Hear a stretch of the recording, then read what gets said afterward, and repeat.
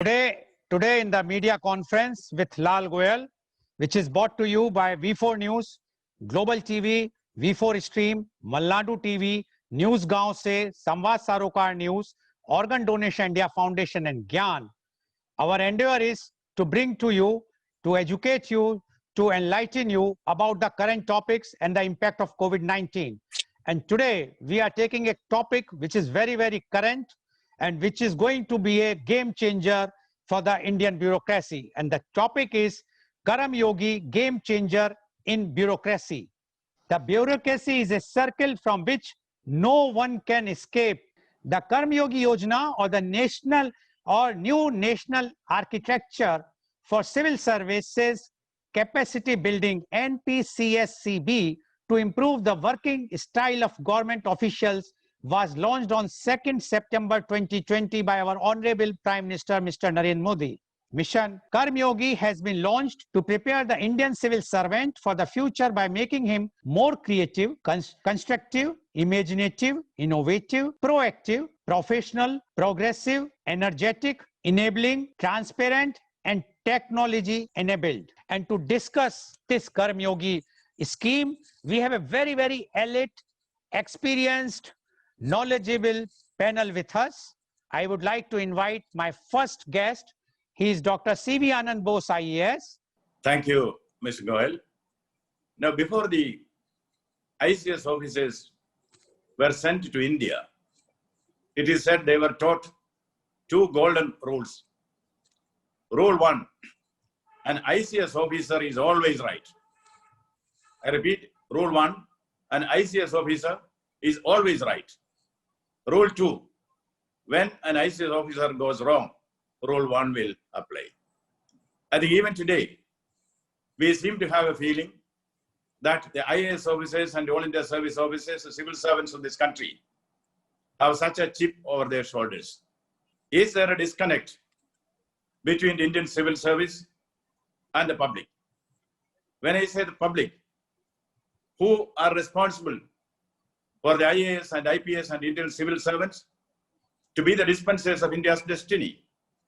Who gave them the authority? Who gave them the power? This power stems from the Constitution of India. Who made the Constitution of India? We, the people of India. We, the people of India, give to ourselves this Constitution. Therefore, if the civil servants are dispensers of India's destiny, their first duty should be to the people. Their second duty should be to the people. Their third duty should be to the people. Is this the way we are behaving? There is a difference between the ICS and the present day civil servants. The ICS was for the Raj. We are for the Swaraj. There is a lot of difference between Raj and Swaraj. This is a difference which should be reflected in the attitude, the perceptions, the approaches of the IAS as distinguished from the ICS. Now your question, has the civil service been able to deliver? Yes, a big yes is the answer, followed by a small no. Why this dichotomy? Yes, there is a dichotomy. The big yes, I will answer first. Has the civil service delivered? The answer is, are we the same India which it was in 1947? Are we the country without sufficient infrastructure?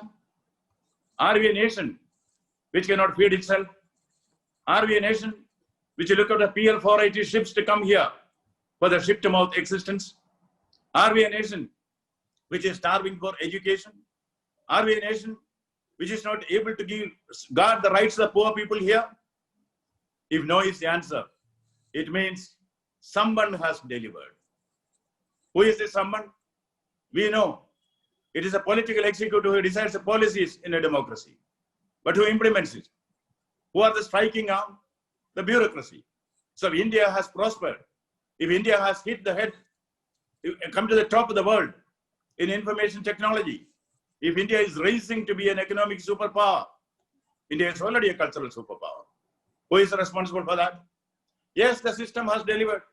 And during COVID, even Amartya Sen, who was always critical of the Prime Minister, that's a different story. He said, India India could foresee the implications of COVID before other world leaders could do.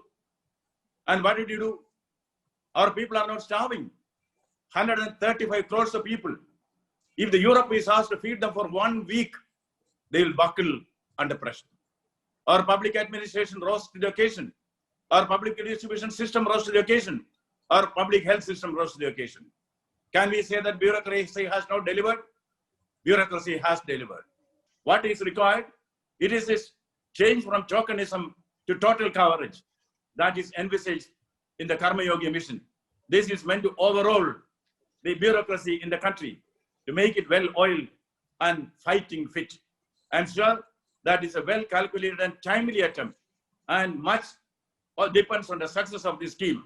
This country has a great bureaucratic tradition. All that is required is overhaul it, update it, and that is the thing that is so to be done. I think this will be certainly a game changer, a milestone in India's system of governance.